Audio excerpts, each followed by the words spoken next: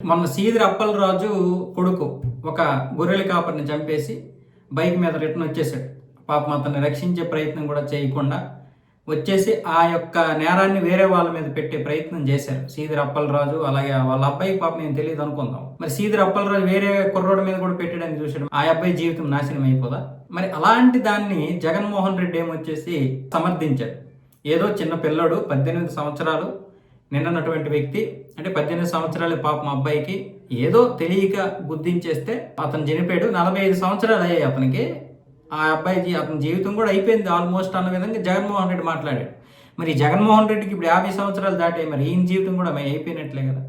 ఇది పక్కన పెడతాం. ఇప్పుడేమొచ్చేసి రాజమండ్రిలో జరిగినటువంటి సంఘటన ఏదైతే ఉందో, రాజమండ్రి సంఘటన, డాక్టర్ ప్రియాంక గారిని వీళ్ళు చెత్త వెధవలు, ఆ దుష్యంత్ అలాగే ఆండ్రూ జోసెఫ్, ఈ డేవిడ్ ఆండ్రూ జోసెఫ్ అనేవాడు, ఆ దుష్యంత్ అనేవాడు, ఈ చెత్త లంజా కొడుకులు పాపం అమ్మాయిని ఎంత దారుణంగా అత్యంత కిరాతకంగా మద్యం తాగి చంపేశారు.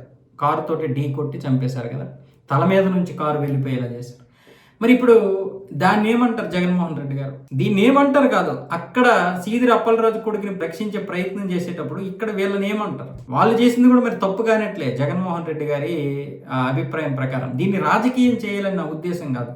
నాయకులు, రాజకీయ నాయకులు ఈ విధంగా ట్రాన్స్పరెన్సీగా మాట్లాడకపోతే వచ్చేటటువంటి పరిణామాలు ఇవి. అవి చంద్రబాబు నాయుడు అయినా జగన్మోహన్ రెడ్డి అయినా ఇలాంటి దారుణమైనటువంటి మాటలు మాట్లాడకూడదు.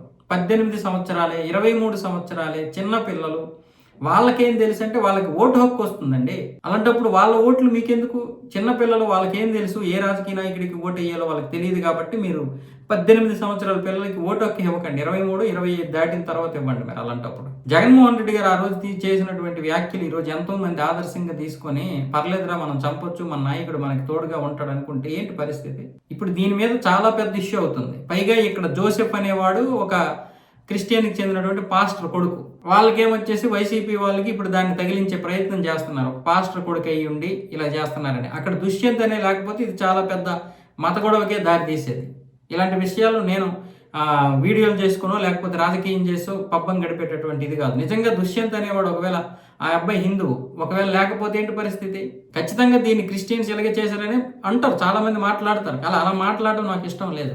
ఆ రోజు జరిగింది మతతత్వం కాదు, విద్వేషం, విచక్షణ రహితంగా ఆ ఇష్టం వచ్చినట్లుగా చేయడం, దాన్ని ఒక సైకోతనం అంటారు. జగన్మోహన్ రెడ్డి గారు ఇలాంటి వాటికి సమాధానం చెప్పగలగాలి. మరి ఆ సీదిరి అప్పలరాజు కొడుకు గురించి అలా మాట్లాడారు కదా, పోనీ సీదిరి అప్పలరాజు కొడుకు మీద ఏదైతే ఒక కన్సర్న్ చూపిస్తున్నాడో కనీసం అటువైపు అందులో సగం కూడా ఆ దానయ్య కుటుంబం మీద చూపించలేదు. 45 సంవత్సరాల వ్యక్తి అంట, అతని జీవితం అయిపోయినట్లేనంట. మరి వాళ్ళ పిల్లల పరిస్థితి ఏంటి? పోనీ ఇదిగోండి ఒక 50 లక్షలు, 20 లక్షలు, 10 లక్షలు ఎంతో కొంత తీసుకోండి అమ్మా, పరిస్థితి ఇదమ్మా, ఆ అబ్బాయికి మంచి లైఫ్ ఉంది, నీ కుటుంబాన్ని నేను చూసుకుంటానని చెప్పొచ్చు కదా ఇదే జగన్మోహన్ రెడ్డి. అలాగైతే అతనికి ఎంత పేరు వచ్చేది? అలా చేయగలిగాడా? వాళ్ళకి రూపాయి కూడా ఇవ్వకుండా 1,00,000 రూపాయలు వీళ్ళు ఇస్తామని చెప్పి వాళ్ళ ఇంట్లో పని మనిషిగా పెట్టుకుంటారా? అదేనా ఒక నాయకుడు చేయాల్సినటువంటి? ఒక మంత్రి స్థాయి సీదిరి అప్పలరాజు, ఒక ముఖ్యమంత్రి స్థాయి జగన్మోహన్ రెడ్డి, ఇలాంటి వాళ్ళు మాట్లాడేటటువంటి మాటలు సమాజం మీద ఎంత ప్రభావం చూపిస్తాయో చూడాలి. మీరు ఇప్పుడు ఈ సంఘటనలు చూస్తే అర్థమవుతుంది. నేనేది రాజకీయం చేయాలనో విమర్శించాలని కాదు, ఇలాంటి వ్యాఖ్యలు మాట్లాడుతున్నటువంటి వారు అర్థం చేసుకోవాలి. పార్టీ కార్యకర్తలు కూడా దీని మీద ఒకసారి విశ్లేషించుకోవాలి.